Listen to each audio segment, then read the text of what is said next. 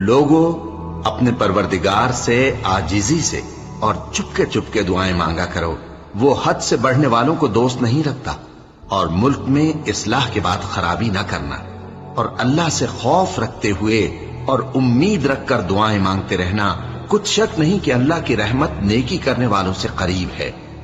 اور وہی تو ہے جو اپنی رحمت یعنی بارش سے پہلے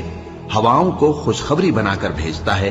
یہاں تک کہ جب وہ بھاری بھاری بادلوں کو اٹھا لاتی ہے تو ہم اس کو ایک مری ہوئی بستی کی طرف ہانک دیتے ہیں،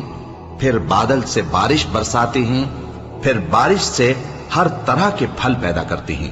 اسی طرح ہم مردوں کو زمین سے زندہ کر کے باہر نکالیں گے۔ یہ آیات اس لیے بیان کی جاتی ہیں تاکہ تم نصیحت حاصل کرو۔